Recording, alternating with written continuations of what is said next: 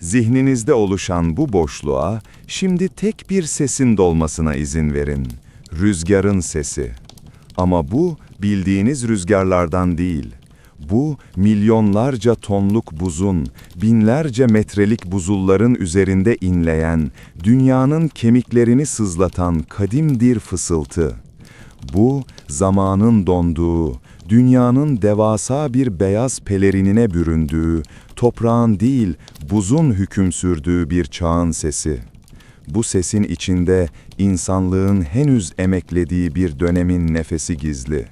Şimdi bu sonsuz beyazlığın ve uğultunun ortasında, gecenin en karanlık, en acımasız anında gözlerinizi açtığınızı hayal edin. Sizi ilk karşılayan şey ne olurdu? Bu dondurucu karanlıkta hissedeceğiniz ilk duygunun ne olduğunu bizimle yorumlarda paylaşın. İşte bizim hikayemiz tam da o anda, bir nefeslik buharın anında kristalleşerek yere düştüğü o anda başlıyor. Bu 20.000 yıl öncesinin dünyası, Pleistosen çağının zirvesi, son buzul maksimumu. Modern insanın, yani Homo sapiens'in, gezegenin gördüğü en sert iklim koşullarından birinde hayatta kalma mücadelesi verdiği bir dünya. Ve bu dünyanın ortasında adı Kael olan genç bir avcı gecenin içine bakıyor. Kael bizim gibi değil, onun damarlarında nesiller boyu buza ve karaya karşı bilenmiş bir hayatta kalma içgüdüsü dolaşıyor. Ancak bu içgüdü bile yaklaşan gecenin vaat ettiği acımasızlığa karşı yeterli bir zırh değil. Gökyüzü bildiğimiz gibi lacivert ya da siyah değil, garip, soluk bir morluğa sahip ve üzerinde asılı duran yıldızlar sanki donmuş elmas parçaları gibi titremeden sabit bir şekilde parlıyor. Hava o kadar soğuk ve temiz ki Samanyolu bir nehir gibi göğü baştan başa yarıyor. Ama bu güzellik Kael için bir teselli değil. Bu avcı bir gökyüzü. Her bir yıldız etrafındaki sonsuz boşluğu ve soğuğu daha da belirgin kılan birer iğne ucu. Kael'in durduğu yer, rüzgarın en az olduğu dev bir kaya bloğunun oyuğu. Ama en az bile modern bir insanın yüz derisini dakikalar içinde donduracak bir ayaz anlamına geliyor. Sıcaklık sıfırın altında 40 derece civarında, belki de daha soğuk. Bu sıcaklıkta metal kırılır, ağaçlar çatlar. İnsan bedeni ise bir anlık dikkatsizliğin bedelini uzuv kaybı ya da ölümle öder. Kael, üzerinde ren geyiği ve bizon derilerinden yapılmış kat kat giysiler var. Bu giysiler kaba saba değil, bir sanat eseri. Annesinin ve klanın diğer kadınlarının kemik iğneler ve hayvan sinirlerinden yaptıkları ipliklerle her bir dikişi rüzgarı dışarıda tutacak şekilde özenle diktiği birer zırh. Başında bir kurt kürkünden yapılmış, kulaklarını ve ensesini tamamen kapatan bir başlık var. Ayaklarında ise yünlü mamut derisinden içi kuru otlar ve tavşan kürküyle doldurulmuş mukluk benzeri çizmeler. Ama hiçbir giysi bu soğuğu tamamen dışarıda tutamaz. Soğuk bir canlı gibi derinin gözeneklerinden sızmaya çalışıyor, kemiklerin iliklerine işlemek için en zayıf anı kolluyor. Kael, nefes alıp verirken ciğerlerine dolan havanın keskinliğini ve acısını hissediyor.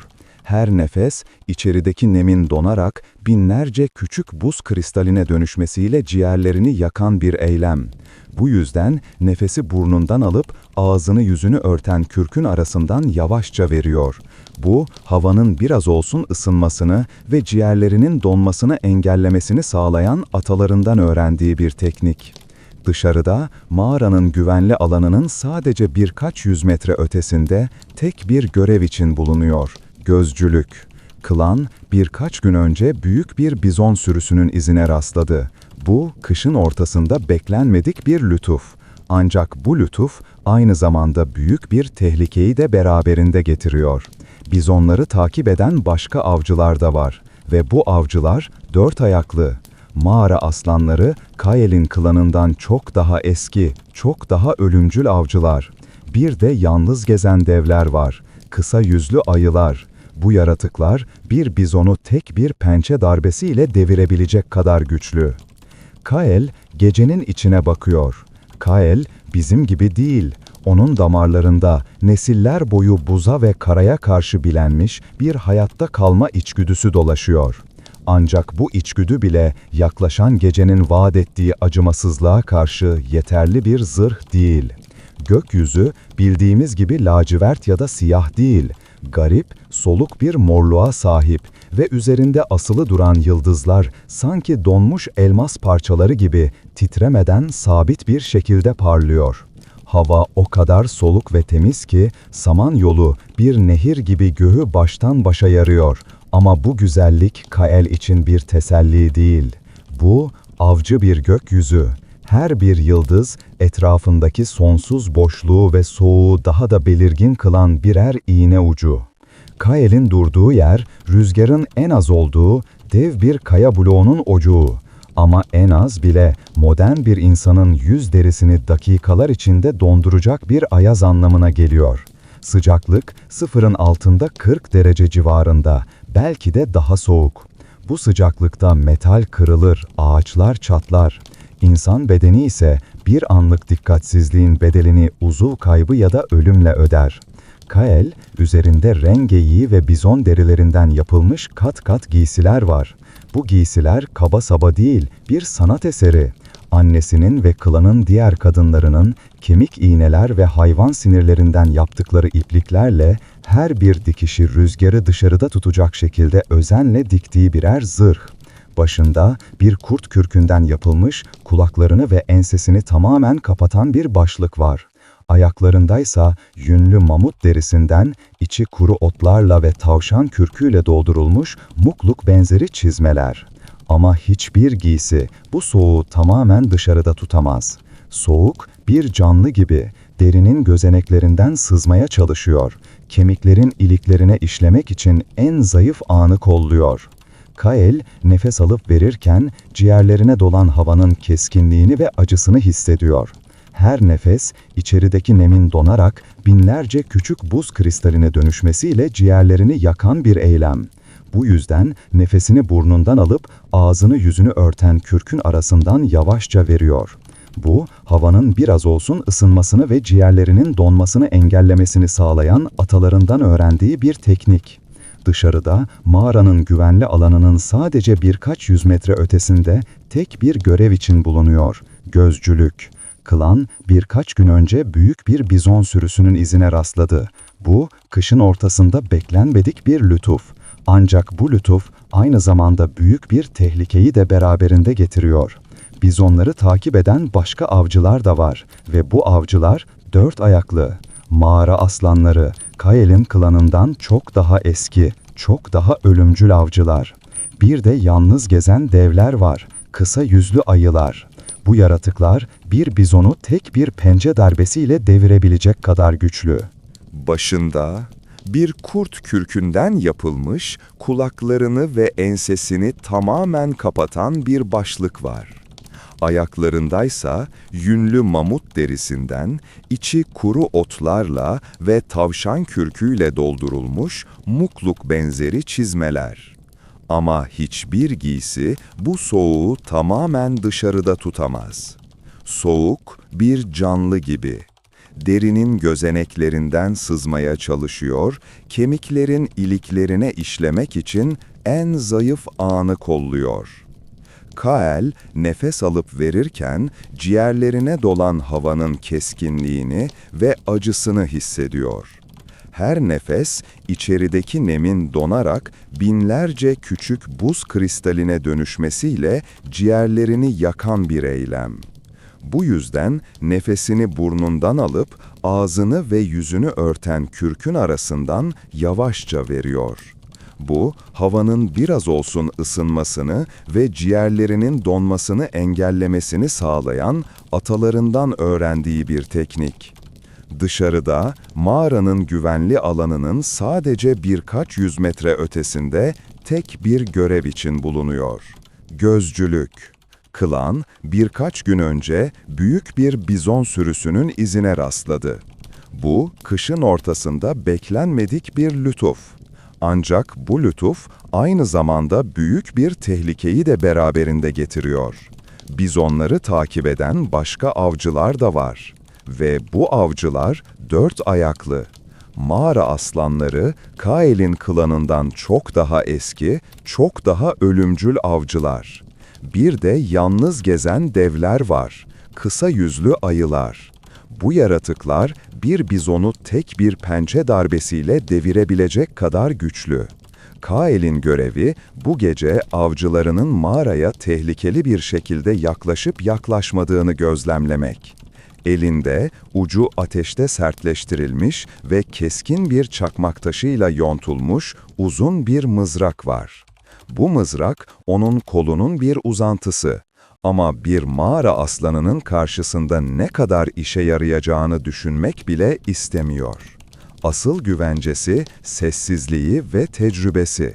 Rüzgarın sesindeki en ufak bir değişimi, karın üzerinde hareket eden bir ağırlığın neden olduğu belli belirsiz çatırtıyı duyabilmek için tüm duyuları sonuna kadar açık. Bu dünya sessizliğin dünyası değil, aksine seslerin dünyası. Ama modern dünyanın gürültüsü gibi değil. Burada her sesin bir anlamı var. Uzaklarda bir buz kütlesinin çatırdaması, hava sıcaklığının daha da düştüğünü gösterir. Bir kar tavşanının anlık çığlığı, bir yırtıcının yakınlarda olduğunu haber verir. Ve rüzgarın uğultusu, rüzgar bu dünyanın en büyük hikaye anlatıcısıdır. Geçtiği vadilerin, tırmandığı buzulların hikayesini anlatır. Kael bu dili anlıyor. Bu onun ana dili. Bir an için karla kaplı vadiye dikiyor. Ay ışığı yok ama yıldızların ve karın yansıttığı belli belirsiz aydınlık devasa şekilleri seçmesine yetiyor. Vadinin ortasında donmuş bir nehrin yatağı uzanıyor ve onun ötesinde Mamut Bozkırı olarak bilinen sonsuz düzlük başlıyor. Bu düzlükte rüzgarın biriktirdiği kar yığınları hayaletimsi yaratıklar gibi duruyor. Her bir gölge potansiyel bir tehlike. Her bir hareket bir ölüm habercisi olabilir. Kael hareketsiz kalmanın önemini biliyor. Hareket ısı kaybı demek. Gereksiz her kalori harcaması hayatta kalma şansını bir parça daha azaltır. Vücudu bu koşullara adapte olmuş durumda. Derisinin altındaki yağ tabakası modern bir insana göre daha kalın. Metabolizması ısı üretmek için daha verimli çalışıyor. Ama yine de titremeye engel olamıyor. Titreme, vücudun hipotermiye karşı son savunma mekanizmalarından biri. Kasların istemsiz kasılmasıyla ısı üretme çabası. Kael, titremenin tehlikeli bir işaret olduğunu biliyor. Bu, vücudunun ısı kaybetmeye başladığının bir göstergesi. Dikkatini başka bir yöne odaklamaya çalışıyor. Klanını düşünüyor. Mağaranın içindeki ateşi, o ateşin etrafında toplanmış ailesini, babasının av hikayeleri anlatan boğuk sesini, annesinin kurutulmuş etleri döverken çıkardığı ritmik sesini, küçük kardeşinin bir kemik parçasıyla oynarken çıkardığı kıkırdamaları. Ateş, mağaranın kalbi. O ateş olmadan hepsi birkaç saat içinde donarak ölürdü. O ateş sadece ısı ve ışık değil, aynı zamanda güvenlik, topluluk ve umut demek. Gözcülük sırası yakında bitecek. Yerine kuzeni Bran geçecek. O gelene kadar dayanmak zorunda. Dayanmak bu çağın en temel fiili. Soğuğa dayanmak, açlığa dayanmak, korkuya dayanmak. İnsan ruhunun doğanın en acımasız gücüne karşı direnişi. Kael, parmak uçlarını hissetmemeye başladığını fark ediyor. Bu ilk alarm zili. Kan damarları, hayati organları sıcak tutmak için derinin yüzeyinden çekilmeye başladı. Parmaklarını ve ayak parmaklarını oynatarak kan dolaşımını hızlandırmaya çalışıyor. Bu basit hareket bile kat kat giysilerin altında muazzam bir çaba gerektiriyor. Zihni tehlikeli bir şekilde yavaşlamaya başlıyor. Soğuk sadece bedeni değil, zihni de ele geçirir.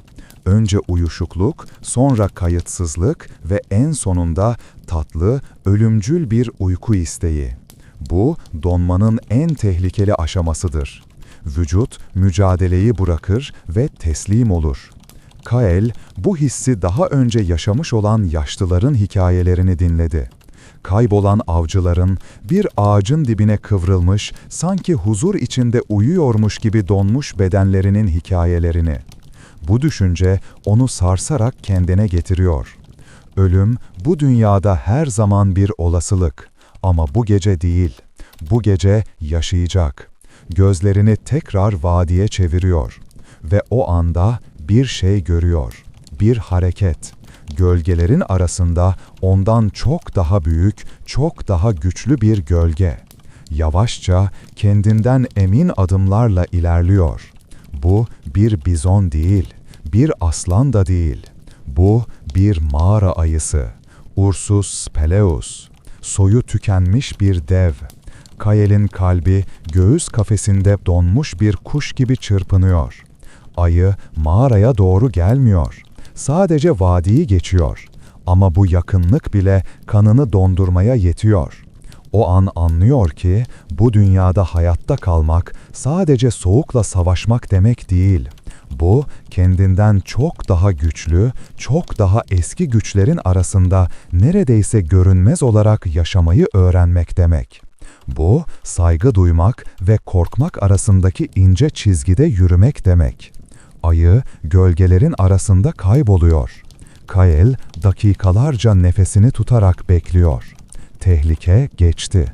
Ama geride, gecenin ne kadar kırılgan bir denge üzerine kurulu olduğunu hatırlatan bir anı bıraktı. Kuzeni Bran'ın silüetini kayaların arasında gördüğünde hissettiği rahatlama dalgası neredeyse dizlerini büküyor.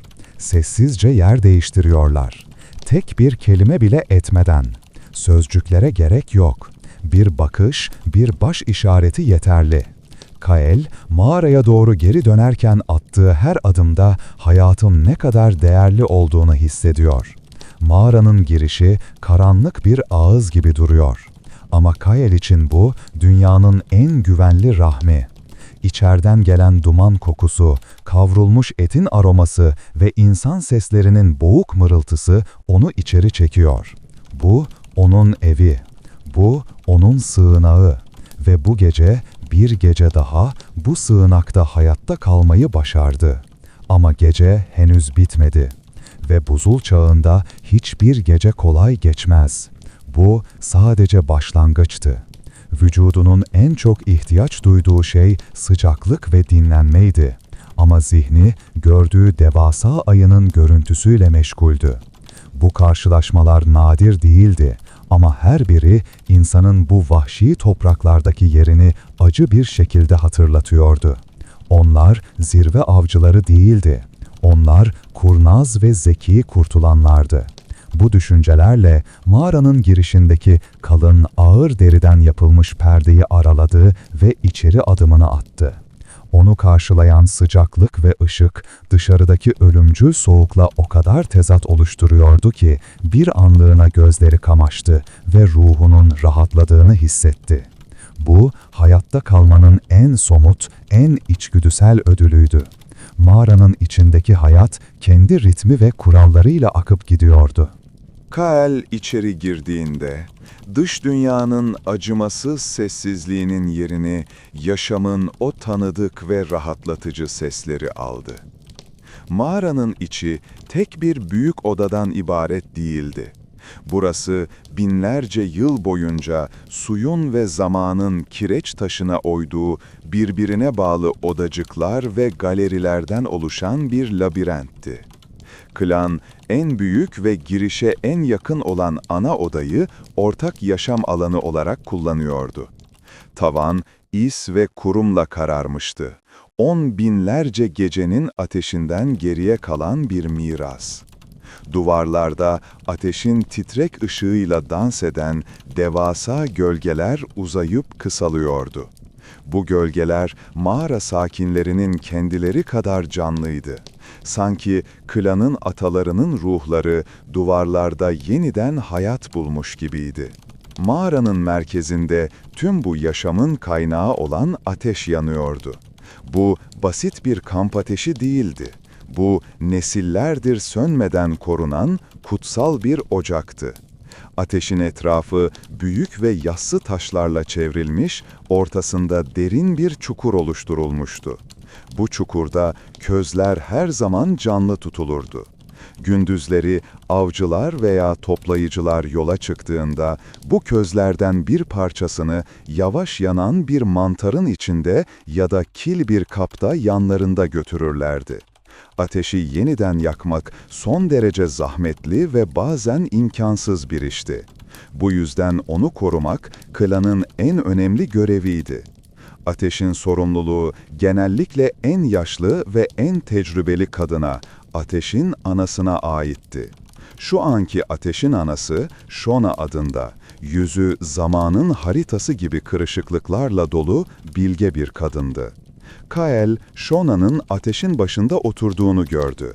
Elindeki uzun bir dal parçasıyla közleri yavaşça karıştırıyor, onlarla sanki canlı bir varlıkmış gibi konuşuyordu. Ateşin etrafında klanın diğer üyeleri kendi işleriyle meşguldü. Kael'in annesi Mara, iki yassı taş arasında kurutulmuş meyveleri ve yemişleri eziyordu.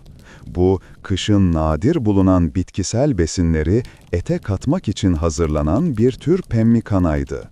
Onun yanında birkaç genç kadın keskin çakmak taşı aletlerle bir rengeyi derisini temizliyor, üzerindeki et ve yağ kalıntılarını titizlikle kazıyordu.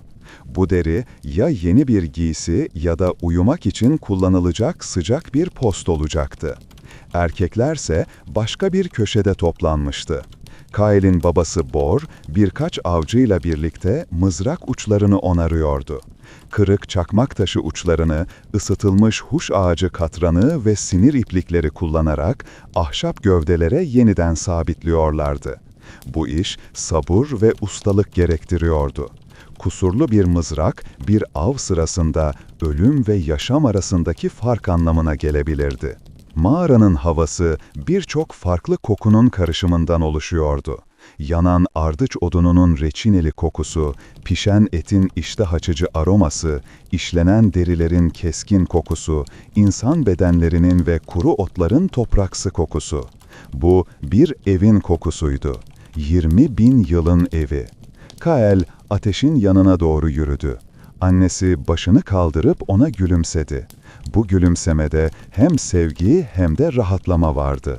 Gözcülük görevi tehlikeliydi ve her geri dönüş sessiz bir kutlamaydı. Kael, annesinin hazırladığı karışımdan bir parça aldı. Kurutulmuş et, yağ ve ezilmiş yemişlerden oluşan bu besleyici lokma, vücudunun kaybettiği kalorileri geri kazanmasına yardımcı olacaktı.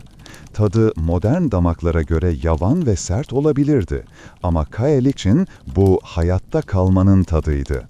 Mağaranın daha derin, daha karanlık köşeleri vardı. Buralar daha özel amaçlar için kullanılıyordu. Bir köşe klanın kileriydi. Burada tavana asılmış kurutulmuş et şeritleri, deriden yapılmış torbalarda saklanan hındık ve yemişler, buzun içine oyulmuş küçük çukurlarda saklanan donmuş et parçaları bulunuyordu. Yiyecek yönetimi hayatta kalmanın anahtarıydı. Her şey dikkatle paylaştırılır, hiçbir şey israf edilmezdi. Başka bir oyuk atölye olarak kullanılıyordu.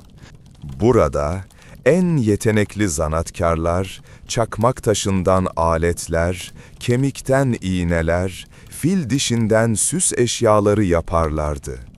Yerde binlerce küçük çakmak taşı yongası, nesiller boyu süren bir üretimin kanıtı olarak birikmişti. Bu yongalar bile israf edilmez. En küçükleri bile deri kesmek için bıçak olarak kullanılırdı. Mağaranın en derin ve en sessiz bölümü ise uyku alanıydı. Burada zemin kalın bir kuru ot, yosun ve hayvan postu tabakasıyla kaplanmıştı. İnsanlar birbirlerine sokularak, ortak vücut ısılarından faydalanarak uyurlardı. Bu sadece fiziksel bir sıcaklık sağlamakla kalmaz, aynı zamanda derin bir güvenlik ve aidiyet duygusu da verirdi.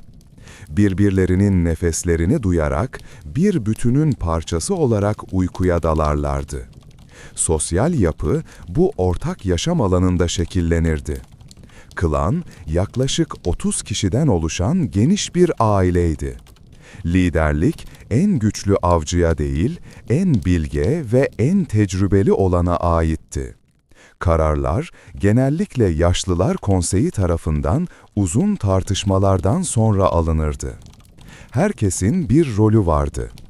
Erkekler avlanır ve klanı korurken, kadınlar yiyecek toplar, çocuklara bakar, giysileri yapar ve ateşi korurdu. Ancak bu roller katı değildi.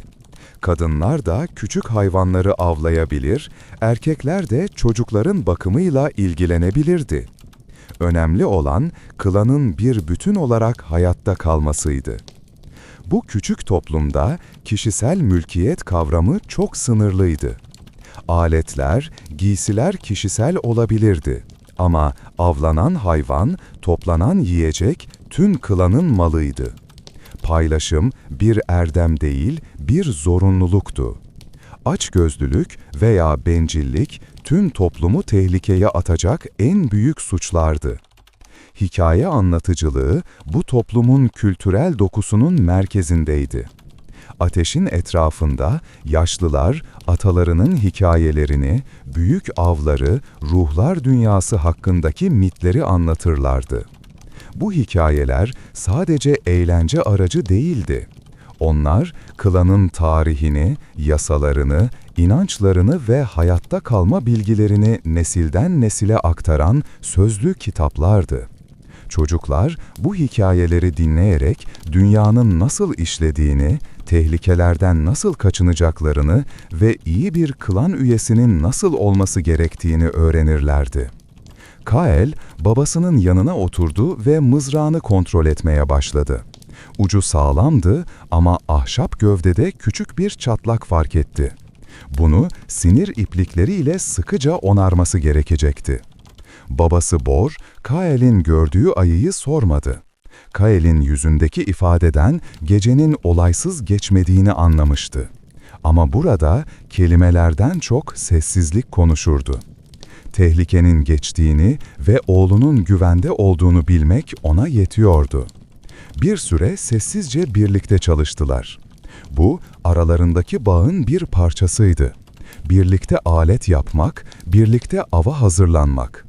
Bu ortak eylemler, kelimelerden daha güçlü bir iletişim kurmalarını sağlıyordu. Mağaranın içindeki yaşam, dışarıdaki acımaz dünyaya bir cevaptı. Dışarısı kaos, öngörülemezlik ve tehlike doluydu. İçerisi ise düzen, rutin ve güvenlik sunuyordu. Ateşin ritmi, yemek hazırlamanın ritmi, alet yapmanın ritmi. Tüm bunlar insanın doğanın kaosu içinde kendi düzenini yaratma çabasının bir parçasıydı. Bu mağara sadece bir barınak değildi. Burası bir kaleydi, bir tapınaktı, bir okuldu. Burası insanlığın en savunması anında tutunduğu bir daldı. Ve bu dalın merkezinde o hiç sönmeyen, titreşen, hayat veren alev vardı. Ateşin gölgeleri duvarlarda oynamaya devam ederken, Kael kendini bu büyük ailenin bir parçası olarak bu uzun ve kesintisiz insan zincirinin bir halkası olarak hissetti. Dışarıdaki soğuk ve karanlık ne kadar büyük olursa olsun, burada mağaranın kalbinde bir umut vardı. Bu umut, ateşin sıcaklığında, topluluğun gücünde ve insanın en zorlu koşullarda bile bir yuva yaratma yeteneğinde saklıydı. Bu yuva sadece taştan ve deriden ibaret değildi. Bu yuvanın asıl harcı paylaşılan hikayeler, ortak anılar ve birbirine kenetlenmiş insan ruhlarıydı.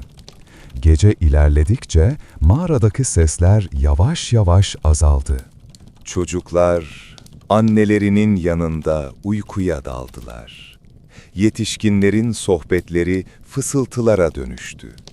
Ateşe birkaç kalın kütük daha atıldı. Közlerin üzerine yavaş yanması için nemli yosun örtüldü. Klan geceye hazırlanıyordu. Kael kendi uyku postunun üzerine kıvrıldı. Gözlerini kapattığında zihninde hala dışarıdaki bembeyaz vadi ve gölgelerin arasındaki devasa ayı vardı. Ama artık korkmuyordu. O dünya onun bir parçasıydı ve bu mağara onun o dünyadaki çapasıydı. Uykunun kollarına teslim olurken son duyduğu ses, rüzgarın mağaranın girişinde çıkardığı ve bir kurdun ulumasını andıran o kadim melodiydi. Bu, buzul çağının ninnisiydi ve bu ninninin güvencesiyle bir gece daha sona eriyordu. Mağaranın içindeki bu düzenli ve öngörülebilir hayat bile kendi içinde gerilimler barındırıyordu. Kaynakların kıtlığı, kişilik çatışmaları, gelecek kaygısı her zaman yüzeyin hemen altında mevcuttu. Ancak klanın hayatta kalma mekanizması bu içsel çatışmaları bastıracak kadar güçlüydü. Ortak düşman, dışarıdaki dünya, onları her zaman bir arada tutan en güçlü yapıştırıcıydı. Mağaranın koruyucu karanlığından sonra gün ışığına çıkmak her zaman bir şok etkisi yaratırdı. Güneş, gökyüzünde solgun, neredeyse beyaz bir disk gibi asılı dururdu ve ışığı sonsuz kar örtüsünden yansıyarak gözleri kamaştıran acımasız bir parlaklık yaratırdı. Bu, her şeyin temel renklerinin beyaz, gri ve mavi hakim olduğu bir dünyaydı. Kael ve babası Bor'un da dahil olduğu küçük bir avcı grubu, mağaradan ayrılıp Mamut Bozkırı'na doğru yola çıktığında onları karşılayan manzara buydu. Mamut Bozkırı, bu çağın en belirleyici ekosistemiydi. Modern tundranın ya da bozkırların aksine, burası inanılmaz derecede verimli ve yaşam dolu bir yerdi. Soğuk ve kuru iklim, ağaçların büyümesini engelliyordu. Bunun yerine geniş alanlar otlar, çayırlar ve küçük çalılarla kaplanıyordu. Bu bitki örtüsü, Pleistosen megafaunası olarak bilinen devasa otçur hayvan sürülerini besliyordu. Ve bu otçurların olduğu yerde onları avlayan etçiller de vardı. Avcı grubu tek sıra halinde rüzgarın savurduğu karın içinde ilerliyordu. Ayaklarının altında karın gıcırtısı dışında bir ses yoktu. Her biri atalarının binlerce yıldır kullandığı patikaları biliyordu. Bu patikalar rüzgardan en korunaklı yolları, donmuş nehirleri geçmenin en güvenli noktalarını ve yırtıcıların pusu kurabileceği tehlikeli bölgeleri gösteren görünmez haritalardı. Bor, grubun lideri olarak önden gidiyordu. Gözleri sürekli etrafı tarıyor, karın üzerindeki en ufak bir izi, en küçük bir anormalliği arıyordu. Bu dünyada okuma yazma, karın üzerindeki izleri okuyabilme yeteneğiydi. Kırık bir dal, bir damla donmuş kan, rüzgarla savurulmuş bir tutam kürk, bunların hepsi bir hikaye anlatırdı. Kael, babasının hemen arkasındaydı ve onun hareketlerini dikkatle izliyordu. Babasından bu vahşi doğanın dilini öğreniyordu. Kısa bir süre sonra aradıkları şeye rastladılar. Karın üzerinde devasa yuvarlak çöküntülerden oluşan bir iz. Bu izler o kadar büyüktü ki Kael her birinin içine rahatlıkla oturabilirdi. Yünlü mamut izleri. Kolumbiyan mamutunun kuzeyli daha küçük ama daha dayanıklı kuzeni olan Mammutus primigenius. Bu devler buzul çağının ikonik canlılarıydı. Omuz yükseklikleri 3 metreyi aşan 6 tondan daha ağır olan bu yaratıklar, kalın kahverengi kürkleri, sırtlarındaki yağ deposu hörgüçleri ve en önemlisi 3 metreyi aşan kavisli devasa fil dişleriyle tanınırlardı. Bu dişler sadece savunma silahı değil, aynı zamanda karı kazıyarak alttaki donmuş otlara ulaşmak için kullandıkları birer aletti. İzler tazeydi. Bor, eğilip izin kenarındaki karı inceledi. Kristaller hala keskindi. Bu da sürünün birkaç saat önce buradan geçtiğini gösteriyordu. Grubun yüzünde belirgin bir heyecan ve gerilim karışımı belirdi. Bir mamut avlamak, klan için aylarca yetecek kadar et, yağ, kemik ve fil dişi demekti. Ama aynı zamanda inanılmaz derecede tehlikeli bir girişimdi. Yaralı bir mamut, öfkesiyle bir avcı grubunu kolayca dağıtabilirdi. İzleri takip etmeye başladılar. Bozkır sessiz ve boş görünüyordu. Ama bu bir yanılsamaydı. Ufuk çizgisine daha dikkatli bakıldığında küçük hareketli noktalar görülebiliyordu. Bunlar at sürüleri veya ren geyikleri olabilirdi. Daha yakında karın altından başını çıkaran bir kutup tilkisi merakla avcıları izleyip sonra bir anda ortadan kayboldu. Bu ekosistem karmaşık bir yaşam ağıydı. Mamutlar, bizonlar ve yünlü gergedanlar gibi büyük otçullar, otlakları sürekli olarak gübreleyerek ve bitki örtüsünü kontrol altında tutarak ekosistemin sağlığını korurlardı. Onların açtığı yolları daha küçük hayvanlar kullanırdı ve hepsinin tepesinde avcılar vardı. Avcılar ilerlerken Kael başka izlere de dikkat kesildi. Uzun, derin pençe izleri. Homotherium latidens yani pala dişli kedi. Bunlar meşhur Smilodon gibi uzun, kama şeklinde dişlere sahip değildi. Onların dişleri daha kısa, daha geniş ve kılıç gibi keskindi. Bu kediler grup halinde avlanan, yorulmayan takipçilerdi ve genellikle genç mamutları hedef alırlardı. Onların varlığı avın daha da tehlikeli hale geldiğinin bir işaretiydi. Pala dişli kediler insanları doğrudan bir av olarak görmese de bir mamut leşi üzerindeki rekabet ölümcül olabilirdi. Bir tepenin zirvesine ulaştıklarında nihayet onları gördüler. Yaklaşık 10 bireyden oluşan bir mamut sürüsü bir vadinin tabanında yavaşça hareket ediyordu. Aralarında devasa erkekler, daha küçük dişiler ve birkaç tane de yavru vardı. Onları bu kadar yakından görmek her zaman nefes kesici bir andı. Sanki yürüyen dağlar gibiydiler. Sakin ve yavaş hareketleri muazzam bir güç ve ağırbaşlılık hissi veriyordu. Nefesleri soğuk havada yoğun buhar bulutları oluşturuyordu. Avcılar bir kayanın arkasına gizlenerek sürüyü izlemeye başladılar. Plan yapmak zorundaydı. Yetişkin bir erkeğe saldırmak intihar olurdu. En iyi hedef sürüden biraz ayrılmış genç veya yaşlı bir bireydi. Bor el işaretleriyle talimatlar vermeye başladı. Plan basitti ama uygulaması zordu. İki avcı rüzgarı arkalarına alarak sürünün diğer tarafından yaklaşacak ve bir kargaşa yaratacaktı. Amaçları sürüde bir panik yaratmak ve hedeflerindeki hayvanı diğerlerinden ayırmaktı.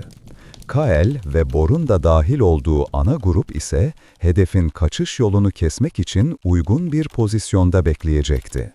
Bu sabır gerektiren bir oyundu. Saatlerce hiç hareket etmeden soğuğun kemiklerine işlemesine izin vererek beklediler. Bu bekleyiş sırasında Kael'in zihni bozkırın diğer devleri düşündü. Yünlü gergedanlar, Coelodonta antiquitates, mamutlardan daha küçük ama çok daha agresif olan bu yaratıklar başlarındaki devasa boynuzla korku salarlardı. Veya dev geyikler Megaloceros giganteus, sadece boynuz açıklığı 3,5 metreyi bulan bu zarif ama devasa hayvanlar. Ve tabii ki en büyük korku, mağara aslanı Pantheras pelea. Modern aslanlardan önemli bir şekilde daha büyük olan bu avcılar, bozkırın tartışılmaz krallarıydı. Onlar, insanları avlamaktan çekinmeyen tek yırtıcıydı. Güneş batıya doğru alçalmaya başladığında bekledikleri an geldi. Sürüden hafifçe topallayan yaşlı bir dişi mamut biraz geride kalmıştı. Bu onların şansıydı. Diğer taraftaki avcılar aniden ayağa kalkıp bağırarak ve mızraklarını sallayarak ortaya çıktılar. Mamut sürüsü bir anlık şaşkınlığın ardından gürültülü bir şekilde böğülerek hareketlendi.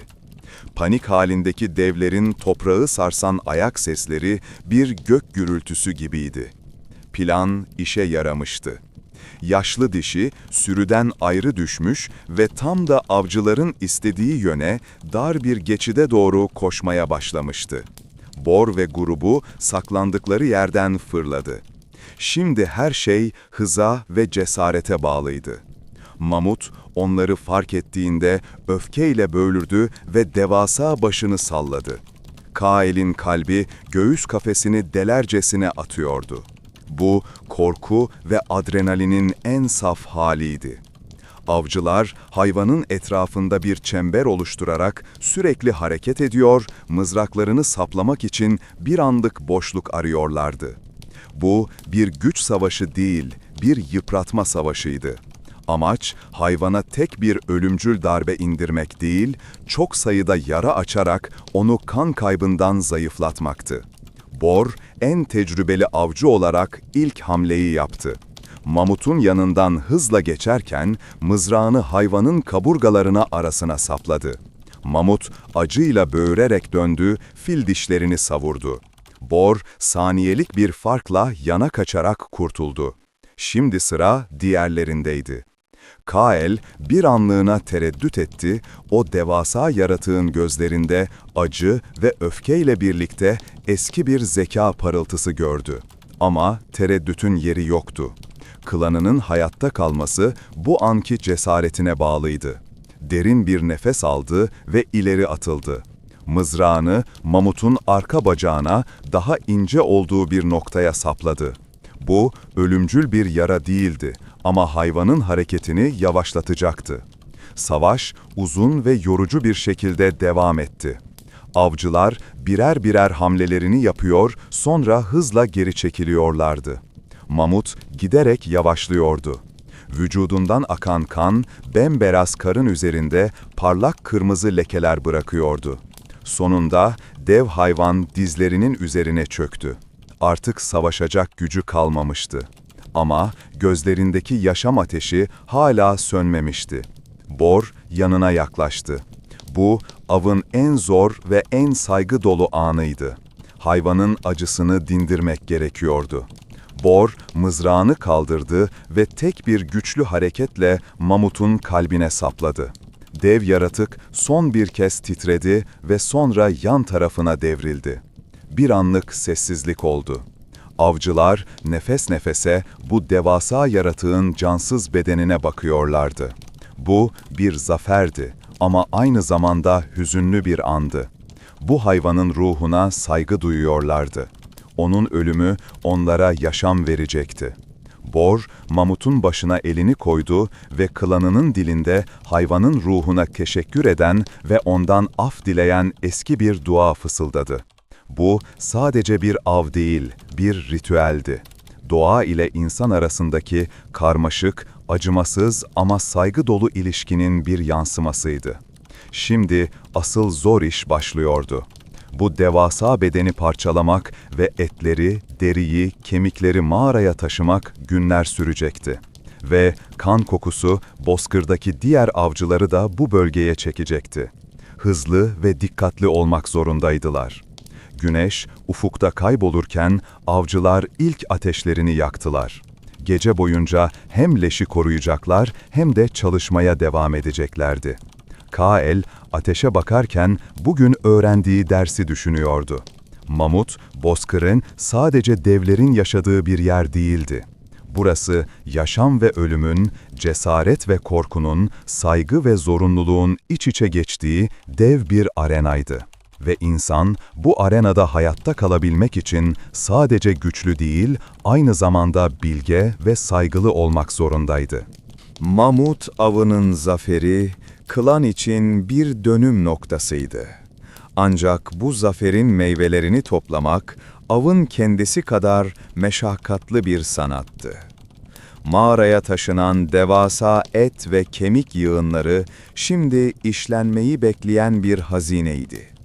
Bu işlemin kalbinde ise insanlığın en eski ve en önemli teknolojilerinden biri yatıyordu. Litoloji, yani taş alet yapımı.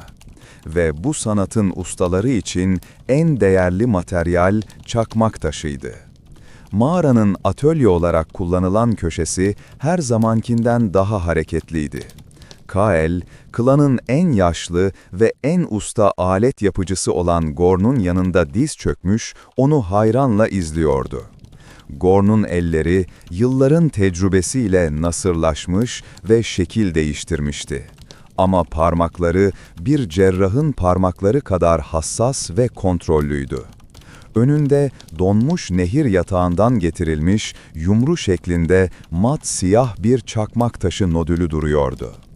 Gorn için bu sadece bir taş parçası değildi. Bu, içinde onlarca bıçak, kazıyıcı ve mızrak ucu potansiyelini barındıran bir varlıktı. Ona göre her taşın bir ruhu, bir damarı vardı. Başarılı bir alet yapımcısı taşı kırmaya çalışmaz. Onun ruhunu dinler ve zaten içinde var olan şekli ortaya çıkarırdı. Bu süreç bir meditasyon gibiydi. Gorn ilk olarak daha sert bir kuarsit parçasını çekiç olarak kullanarak çakmak taşı nodülünün dış kabuğunu, yani korteksini temizledi. Her bir vuruş dikkatle hesaplanmış bir açı ve güçle yapılıyordu. Amaç taşı kırmak değil, yüzeyinden büyük, yassı parçalar, yani yongalar koparmaktı.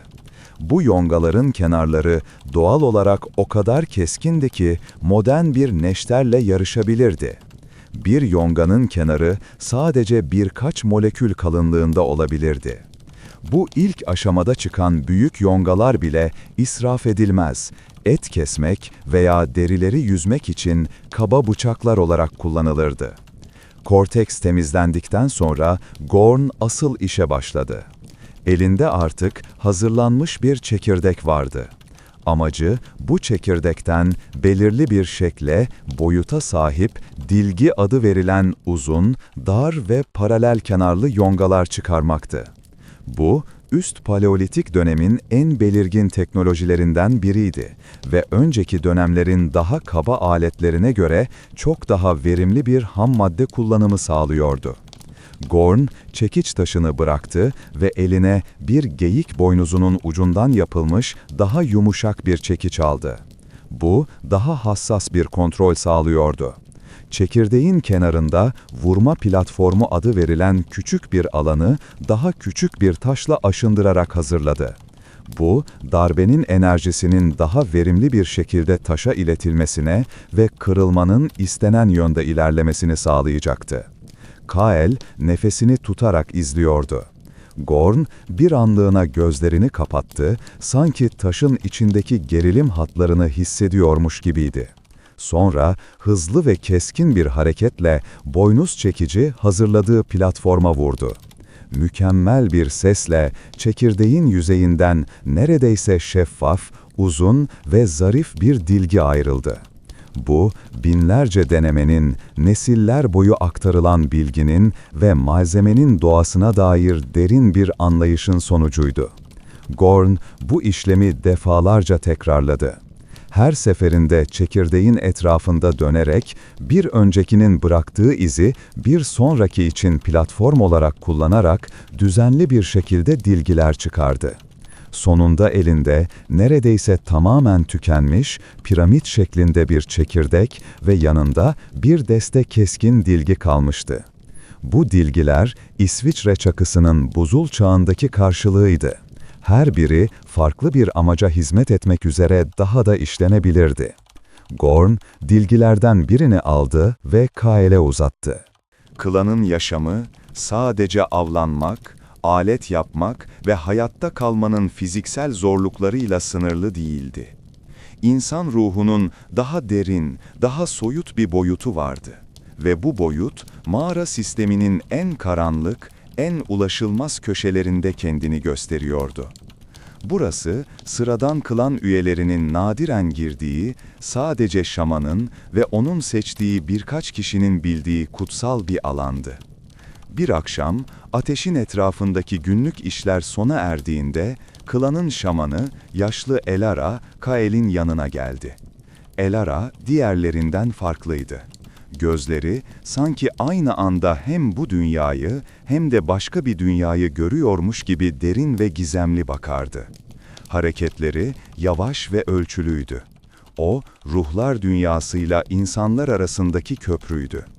Elara, Kael'e tek bir kelime etmeden sadece bir baş işaretiyle onu takip etmesini istedi.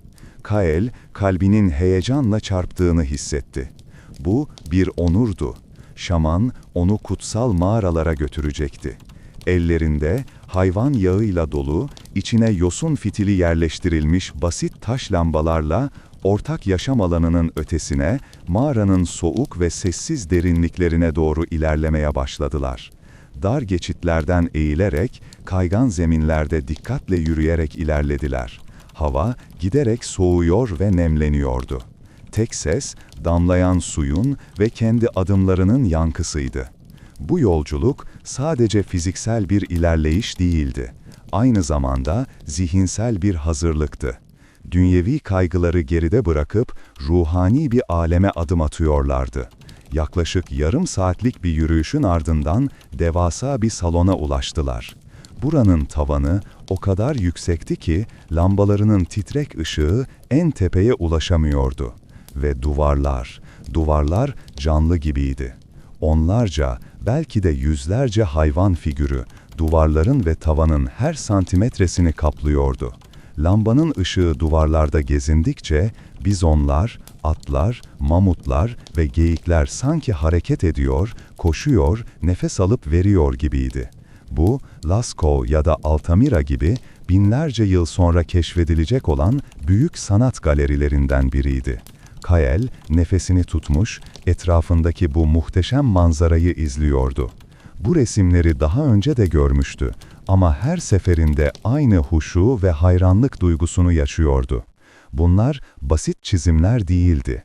Sanatçılar, kayaların doğal kıvrımlarını ve çıkıntılarını kullanarak hayvanlara 3 boyutlu bir his vermişlerdi. Bir bizonun omzundaki çıkıntı, kayanın doğal bir tümseyiydi. Bir atın koşan bacakları, duvardaki bir çatlağın devamı gibi çizilmişti. Bu, sanat ile doğanın mükemmel bir birleşimiydi.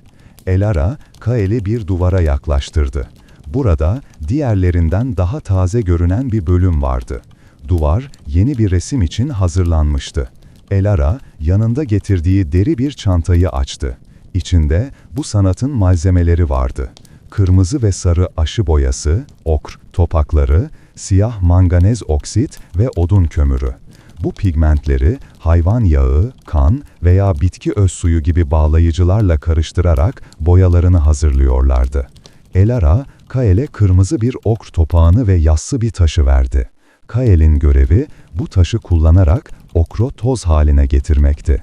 Kael, ritmik hareketlerle taşı ezerken Elara da diğer renkleri hazırlamaya başladı. Bu, sessiz bir törendi. Elara, hazırladığı siyah boyayı içi boş bir kuş kemiğinin içine doldurdu. Sonra duvara yaklaştı, kemiği ağzına götürdü ve duvardaki boş alana doğru üfledi. Toz halindeki pigment duvara bir sprey gibi yayılarak yumuşak ve puslu bir ana hat oluşturdu. Bu, bizonun sırt çizgisiydi. Ardından parmaklarını ve yosun parçalarından yaptığı fırçaları kullanarak detayları eklemeye başladı. Bizonun güçlü kaslarını, gür yelesini, küçük ve zeki gözünü canlandırdı. O resim yaparken Kael onun bir trans halinde olduğunu hissedebiliyordu.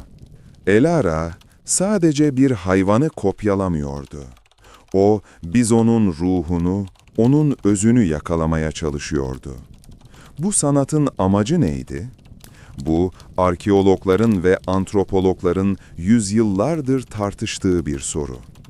Belki de av büyüsüydü. Hayvanı resmederek onun ruhu üzerinde bir kontrol sağladıklarına ve böylece avda başarılı olacaklarına inanıyorlardı. Belki de bu, klanın mitlerini ve tarihini anlatan bir tür görsel hikaye anlatıcılığıydı. Ya da en yaygın teorilerden birine göre bu resimler şamanik ritüellerin bir parçasıydı. Şamanlar transa geçerek ruhlar dünyasına yolculuk yapar ve orada gördükleri vizyonları mağara duvarlarına resmederlerdi.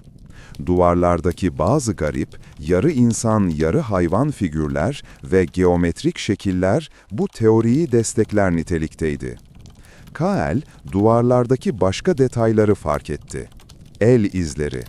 Birçok resmin etrafında hem pozitif, boyaya batırılmış elin duvara basılması hem de negatif, elin duvara konulup etrafına boya püskürtülmesi el izleri vardı.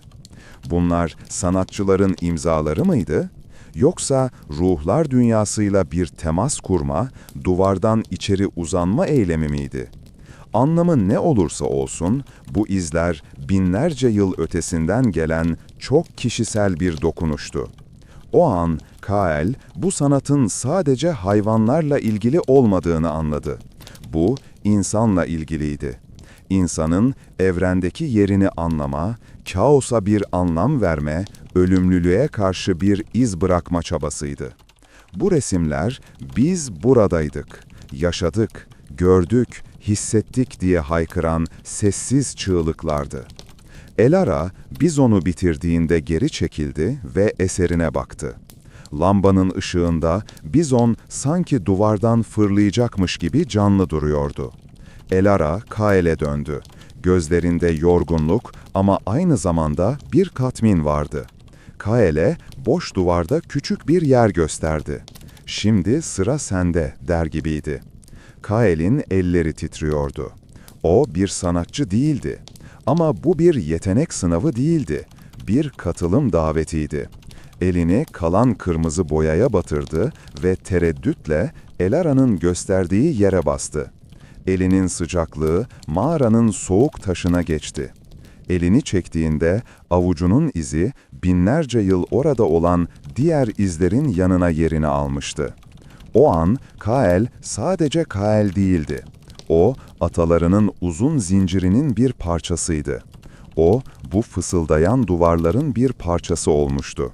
Geri dönerken mağaranın derinliklerinden gelen sessizlik artık Kael'e boş ve ürkütücü gelmiyordu. Bu sessizlik hikayelerle, ruhlarla ve binlerce yıl boyunca bırakılmış insan izleriyle doluydu. Bu mağara sadece bir sığınak değil, aynı zamanda bir kütüphane, bir tapınak ve insan ruhunun ölümsüzlüğünün bir anıtıydı. Ve Kael artık bu anıtın bir koruyucusuydu. Kutsal mağaradaki deneyim, Kael'in ruhunda derin bir iz bırakmıştı.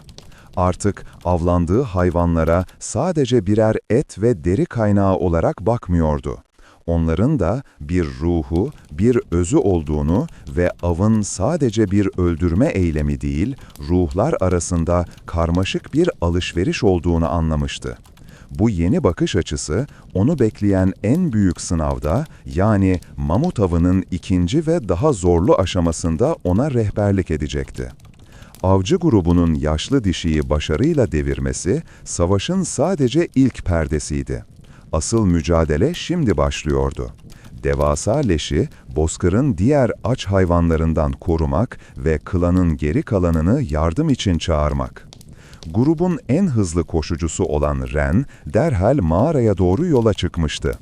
Diğerleri, Bor'un liderliğinde leşin etrafında bir savunma hattı kurmuştu.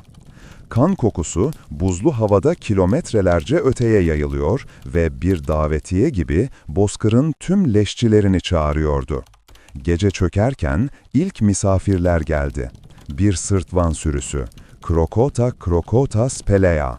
Modern akrabalarından daha büyük ve daha güçlü olan bu hayvanlar, kemikleri bile kırabilen çeneleriyle tanınıyorlardı. Gecenin karanlığında sinir bozucu kahkahaya benzer sesler çıkararak leşin etrafında bir çember oluşturdular. Gözleri ateşin ışığında tekinsiz bir şekilde parlıyordu. Avcılar yaktıkları ateşin etrafında sırt sırta vermiş, mızraklarını sırtlanlara doğrultmuş, bağırarak ve tehditkar hareketler yaparak onları uzakta tutmaya çalışıyorlardı. Bu sinirlerin savaşıydı. Sırtlanlar, avcıların en ufak bir zayıflık belirtisini, bir anlık dikkatsizliğini kolluyorlardı. Kael, korkusunu bastırmaya çalışarak babasının yanına yerini aldı. Ateşin sıcaklığı yüzünü yakarken, sırtı gecenin dondurucu soğuğuyla ürperiyordu. Saatler süren bu gergin bekleyişin ardından ufukta yeni meşalelerin ışıkları belirdi. Klanın geri kalanı yardıma gelmişti. Kadınlar, yaşlılar ve hatta büyük çocuklar ellerinde meşaleler ve kesici aletlerle olay yerine ulaştılar. Kalabalığın artması ve gürültü sırtlanları bir süreliğine geri püskürttü. Artık zamanla yarışıyorlardı. Klan, inanılmaz bir verimlilik ve koordinasyonla çalışmaya başladı. Bu, nesillerdir tekrarlanan, her adımı bilinen bir ritüeldi. İlk olarak, en tecrübeli kadınlar, keskin çakmak taşı bıçaklarla Mamut'un derisini yüzmeye başladılar. Bu devasa ve kalın deri, hem bir engel hem de değerli bir ganimetti. Deriyi daha sonra çadır yapımında giysi olarak veya uyku tulumu olarak kullanmak üzere büyük parçalar halinde ayırdılar. Deri yüzüldükten sonra etin parçalanması başladı. Herkesin bir görevi vardı. Güçlü erkekler büyük et parçalarını kemiklerden ayırırken, kadınlar ve gençler bu parçaları daha küçük, taşınabilir boyutlara ayırıyordu. Hiçbir şey israf edilmiyordu. En değerli kısımlar yağ tabakası ve iç organlardı. Karaciğer, kalp ve beyin vitamin ve mineral açısından zengin olduğu için genellikle çiğ olarak hemen orada tüketilirdi. Bu, avcılara kaybettikleri enerjiyi geri kazandıran bir törendi. Kael, bu kolektif çabanın bir parçası olmaktan gurur duyuyordu. Herkes, tek bir organizmanın parçası gibi uyum içinde çalışıyordu. Bireysel egoların veya çekişmelerin yeri yoktu. Herkesin aklında tek bir amaç vardı. Bu nimeti, kışın geri kalanında hayatta kalmalarını sağlayacak olan bu hediyeyi güvenli bir şekilde mağaraya taşımak. Çalışma, gece boyunca meşalelerin ve yanan ateşlerin ışığında devam etti. Bu, kan, ter ve duman kokusunun birbirine karıştığı ilkel ve vahşi bir sahneydi. Ama aynı zamanda insan topluluğunun gücünü ve direncini gösteren muhteşem bir tabloydu. Gün ağarırken işin büyük bir kısmı tamamlanmıştı. Etler deriden yapılmış torbalara ve kızaklara yüklenmişti. Kemikler ve fil dişleri de daha sonra alet, silah ve sanat eseri yapmak için toplanmıştı. Geriye sadece diğer hayvanların yemesi için bırakılan iskelet ve bazı iç organlar kalmıştı. Bu da ritüelin bir parçasıydı. Doğadan aldıklarının bir kısmını geri veriyorlardı. Mağaraya dönüş yolculuğu yavaş ve zordu. Ağır yükleri karlı arazide çekmek muazzam bir çaba gerektiriyordu. Ama klanın morali yüksekti. Bu av sadece midelerini doldurmakla kalmamış, aynı zamanda topluluk bağlarını da güçlendirmişti. Mağaraya vardıklarında bir kutlama havası vardı. Ama bu gürültülü bir şenlik değil, daha çok yorgun bir tatmin ve şükran duygusuydu. Ateşler harlanmış, en güzel et parçaları pişirilmek üzere hazırlanmıştı. Bu ziyafet sadece fiziksel bir ihtiyaç değil, aynı zamanda sosyal bir olaydı. Klan, ateşin etrafında toplanmış, hem avın başarısını kutluyor, hem de ölen Mamut'un ruhunu onurlandırıyordu. Şaman Elara bir av ritüeli düzenledi. Elinde Mamut'un kalbinden bir parça tutarak ruhlar dünyasına şükranlarını sundu. Klanın dilinde eski ilahiler söyledi. Bu ilahiler avın hikayesini, avcıların cesaretini ve Mamut'un fedakarlığını anlatıyordu. Bu, yaşam ve ölüm arasındaki kutsal dengeyi onurlandıran bir andı. Kael, bu ritüeli izlerken avın sadece bir başlangıç ve sondan ibaret olmadığını anladı. Av bir döngüydü. İz sürmek, kovalamak, öldürmek, parçalamak, taşımak, paylaşmak ve onurlandırmak. Her bir aşama bir sonrakine bağlıydı ve hepsi doğayla uyum içinde yaşamanın bir parçasını oluşturuyordu. Bu, yaşamın ölüme, ölümün de yaşama hizmet ettiği sonsuz bir danstı. Ve o gece mamut etinin tadını çıkarırken ve klanının kahkahalarını dinlerken, Kael bu dansın ritmini ruhunun en derinliklerinde hissetti. O sadece bir avcı değil, aynı zamanda bu kadim ritüelin, bu yaşam ve ölüm dansının bir katılımcısıydı. Bu bilgi ona hem büyük bir sorumluluk yüklüyor hem de bu acımasız dünyada var olmanın getirdiği derin bir anlam duygusu veriyordu. Avın başarısı, klanın geleceğini birkaç aylığına güvence altına almıştı. Ama herkes biliyordu ki bu sadece geçici bir rahatlamaydı. Mamut, bozkırı cömert olduğu kadar acımasızdı da. Bir sonraki av, bir sonraki kış her zaman ufuktaydı. Bu yüzden bu anın, bu ortak zaferin ve tokluk hissinin tadını sonuna kadar çıkarmak gerekiyordu. Mamut avının getirdiği bolluk ve güvenlik hissi, klanın üzerinde sıcak bir battaniye gibiydi. Mağaranın killeri doluydu, ateşler her zamankinden daha gür yanıyordu ve karınları tok olan klan üyelerinin yüzünde bir rahatlama ifadesi vardı. Ancak buzul çağında istikrar kumdan bir kale gibiydi. En beklenmedik anda doğanın ezici gücü her şeyi yerle bir edebilirdi. Ve o an kimsenin beklemediği bir anda geldi. Her şey gökyüzünün rengindeki tuhaf bir değişimle başladı. Normalde solgun mavi veya gri olan gök, gün ortasında paslı, tekinsiz bir kızıla büründü. Rüzgar aniden durdu ve etrafı ürkütücü, doğa dışı bir sessizlik kapladı. Mağaradaki en yaşlılar bile daha önce böyle bir şey görmemişlerdi. Hayvanlar da bu değişimi hissetmişti. Normalde bozkırda otlayan at sürüleri ve bizonlar ortadan kaybolmuştu. Kuşlar bile susmuştu. Sanki tüm dünya nefesini tutmuş, olacakları bekliyordu. Şaman Elara'nın yüzü endişeliydi. Gökyüzüne bakarak mırıldadığı eski sözcükler, iyi ruhları çağırmak ve kötü olanları kovmak için bir yakarıştı. Ama o bile yaklaşanın ne olduğunu bilmiyordu. Ve sonra başladı. İlk olarak hafif bir kar serpintisi. Ama bu normal pofuduk kar taneleri değildi. Bunlar küçük, sert ve iğne gibi batan buz kristalleriydi. Ardından rüzgar geri döndü. Ama bu bildikleri uğultulu rüzgar değildi. Bu dağların zirvelerinden kopup gelen, doymak bilmez bir öfkeyle uluyan fiziksel bir güçtü. Birkaç dakika içinde görüş mesafesi sıfıra indi. Mağaranın girişi öfkeli beyaz bir kaos deniziyle karşı karşıyaydı. Bu bir kar fırtınası değildi. Bu bir beyaz ölümdü. Sıcaklık hissedilir derecede düştü. Rüzgar mağaranın girişindeki en küçük çatlaktan bile bir bıçak gibi sızıyor, ateşin alevlerini yalayarak içeri girmeye çalışıyordu. Bor derhal emirler verdi. Mağaranın girişi ek katmanlar halinde deriler ve kar bloklarıyla kapatıldı. Ama bu bile uluyan rüzgarı ve onun getirdiği dondurucu soğuğu tamamen dışarıda tutmaya yetmiyordu.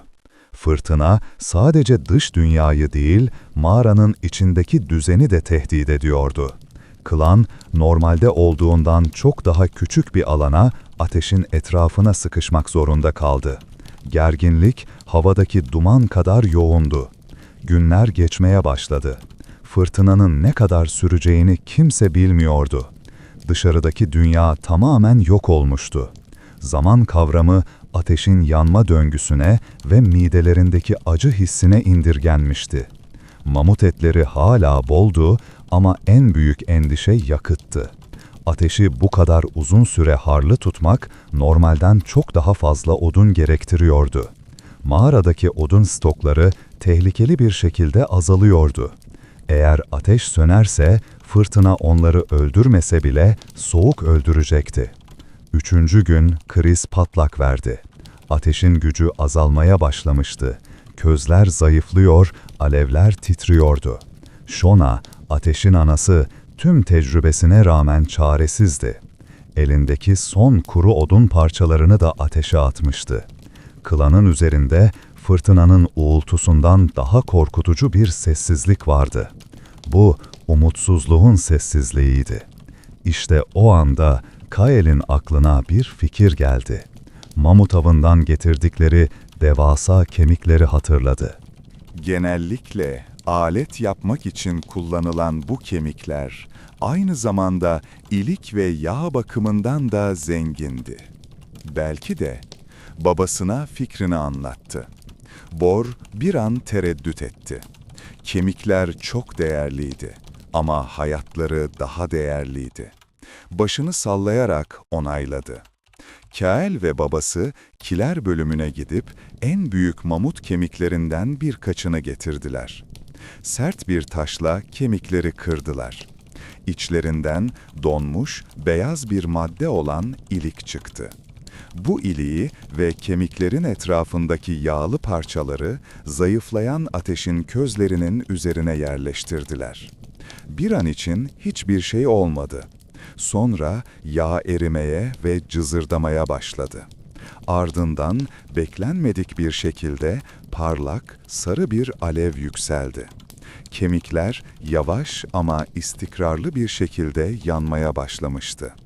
Yağ mükemmel bir yakıt görevi görüyordu. Mağarayı geniz yakan ağır bir koku kapladı ama kimsenin umrunda değildi. Alevler yeniden yükselmiş, sıcaklık ve umut mağaraya geri dönmüştü. Bu küçük zafer klanın moralini yükseltti. Birlikte bir sorunu çözmüş, doğanın onlara sunduğu bir zorluğa karşı kendi zekalarını kullanarak galip gelmişlerdi. Bu sadece ateşi değil, aynı zamanda topluluğun ruhunu da yeniden alevlendirmişti.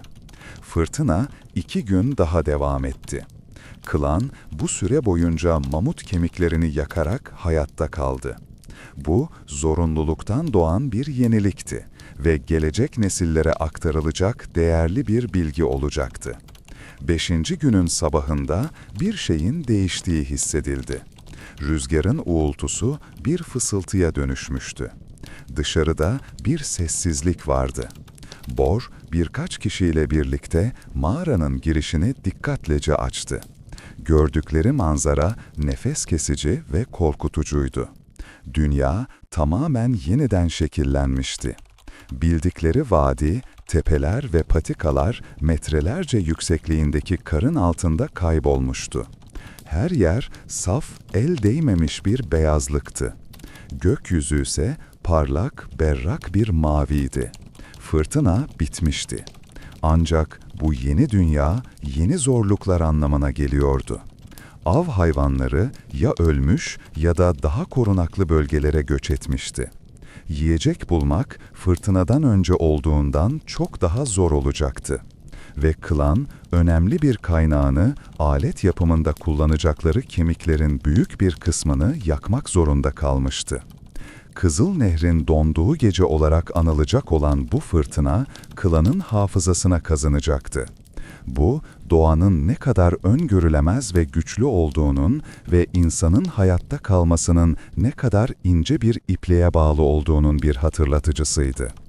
Ama aynı zamanda insanın uyum sağlama ve zorluklar karşısında çözüm üretme yeteneğinin de bir kanıtıydı. Kael, bembeyaz manzaraya bakarken sadece karı ve buzu görmüyordu. O, klanının direncini, babasının liderliğini ve en karanlık anda bile bir umut ışığı bulma yeteneklerini görüyordu. O gece ateş neredeyse söndüğünde sadece kemikleri değil, aynı zamanda kendi içlerindeki gücü de yakmışlardı. Ve bu güç, onları bekleyen tüm zorluklara karşı koymalarını sağlayacak olan asıl yakıttı. Bu olaydan sonra klan içinde bir değişiklik oldu. Daha önce hiç olmadığı kadar birbirlerine kenetlenmişlerdi. Ortak bir travmayı atlatmak, onları bir aileden daha fazlası, tek bir vücut gibi hareket eden bir organizma yapmıştı. Yıllar geçti.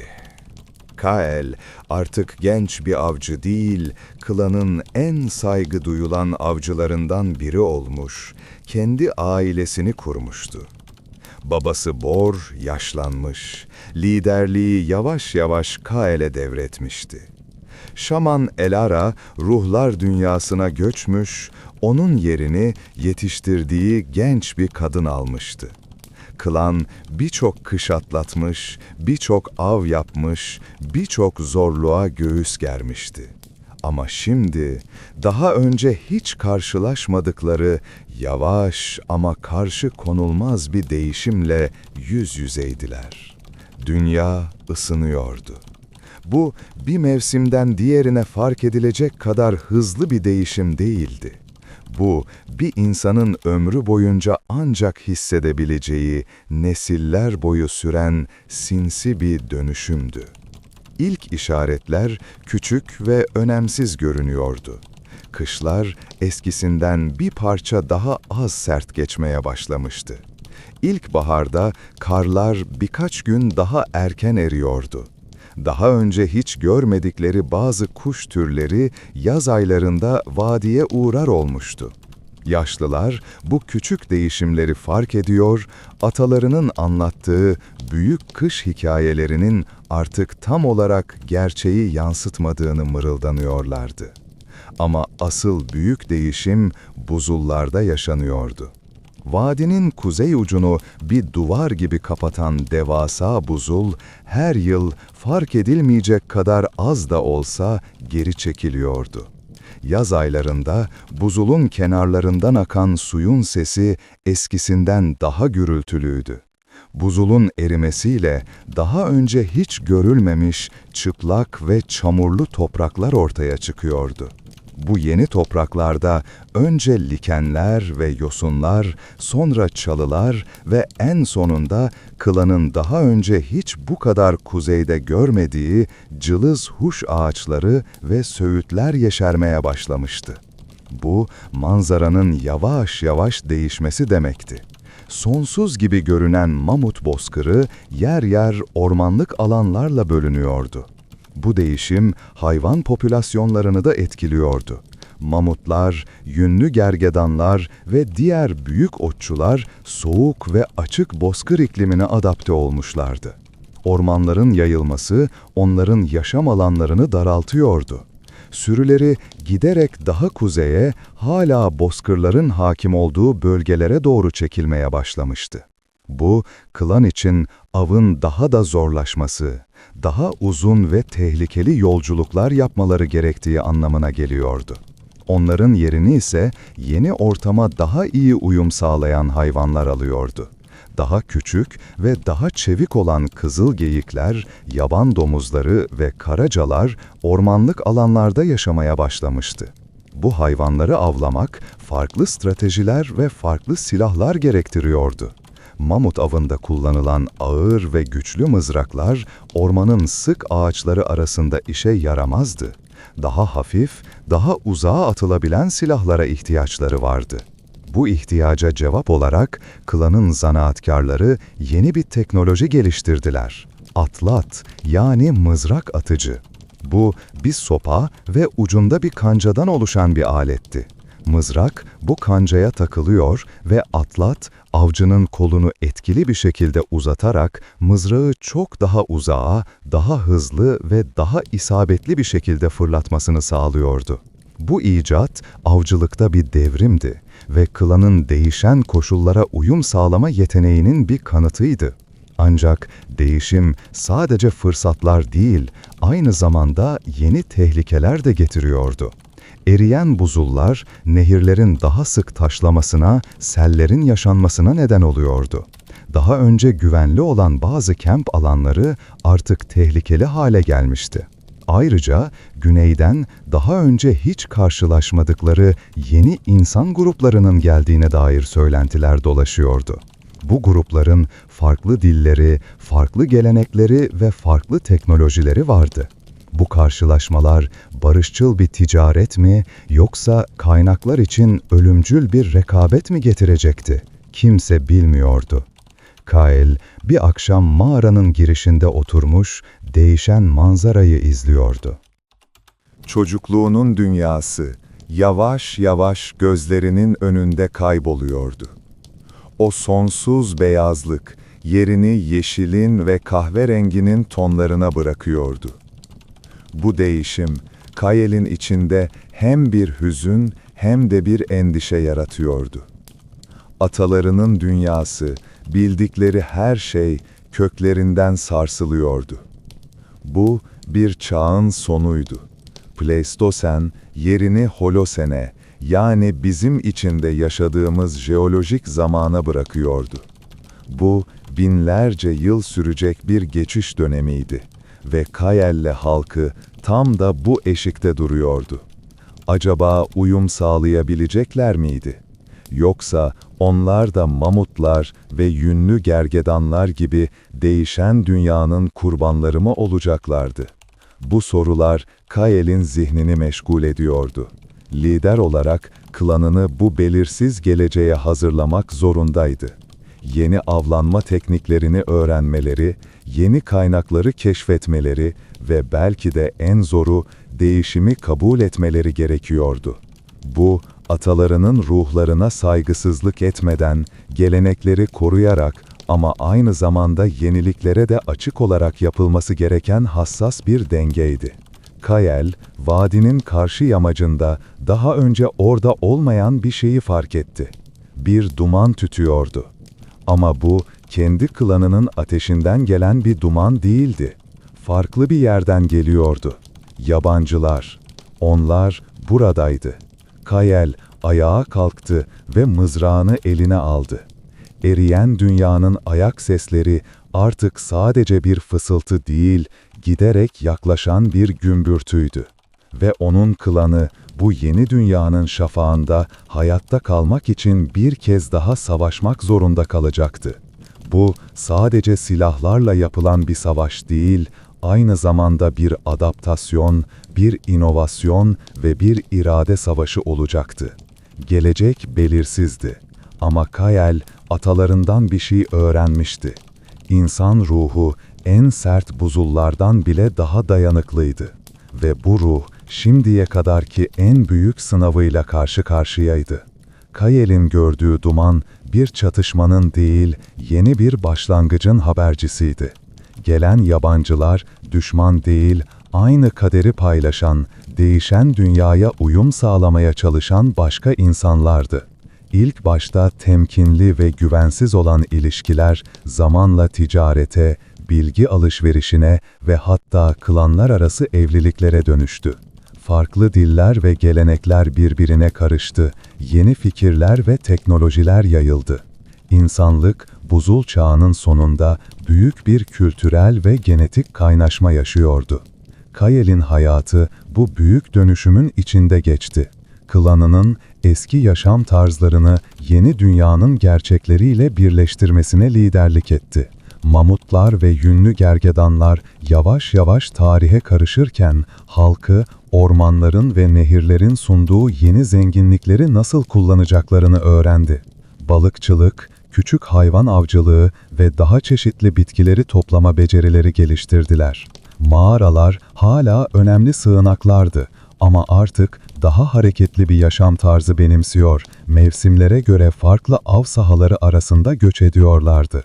Kael, yaşlandığında ateşin başında torunlarına eski dünyayı anlatırdı. Onlara gökyüzünü kaplayan devasa buzulları, yeryüzünü titreten mamut sürülerini ve bir gecede dünyayı beyaza boyayan büyük fırtınaları anlatırdı. Torunları için bunlar neredeyse inanılmaz, mitolojik bir çağın hikayeleriydi. Onlar ormanların ve yeşil vadilerin çocuklarıydı. Ama Kael bu hikayeleri anlatarak atalarının mirasının unutulmamasını sağlıyordu. O miras sadece avcılık teknikleri veya alet yapımı bilgisi değildi. O miras çok daha derindi. Bu direnç mirasıydı. İnsanlığın gezegenin gördüğü en zorlu koşullardan birinde hayatta kalmasının hikayesiydi. Bu, uyum sağlama mirasıydı. Değişen dünyaya inatla tutunmak yerine onunla birlikte değişme ve dönüşme yeteneğiydi. Bu, yenilikçilik mirasıydı. Karşılaşılan her zorluğa zeka ve yaratıcılıkla yeni çözümler bulma becerisiydi. Ve en önemlisi bu topluluk mirasıydı. Bireyin tek başına hiçbir şeyi olduğu, ancak bir araya geldiklerinde en büyük zorlukların bile üstesinden gelebilecekleri anlayışıydı. Kael'in zamanı sona erdiğinde, bedeni atalarının yanına, mağaranın kutsal toprağına gömüldü. Ama onun ve halkının hikayesi orada bitmedi. Onların genleri, onların bilgileri, onların ruhu, nesilden nesile aktarılarak yaşamaya devam etti. Onların torunları, eriyen buzulların açtığı yolları takip ederek yeni kıtalara yayıldı. Tarımı keşfettiler, şehirler kurdular, imparatorluklar yükselttiler ve yıktılar. Ama tüm bu karmaşık tarihin derinliklerinde, o ilk avcıların mirası hala yaşıyordu. Bugün 20.000 yıl sonra bizler Kael'in ve halkının uzak torunlarıyız. Modern dünyamız onların dünyasından tanınmayacak kadar farklı. Artık mamut avlamıyor, mağaralarda yaşamıyoruz. Ama o miras hala kemiklerimizde, DNA'mızda fısıldıyor. Soğuk bir kış gecesinde ateşe yaklaştığımızda hissettiğimiz o içgüdüsel rahatlık, o ateşin mirasıdır. Bir tehlike anında hissettiğimiz o adrenalin patlaması, o avcıların mirasıdır. Bir araya gelip bir sorunu çözdüğümüzde hissettiğimiz o güç, o klanın mirasıdır.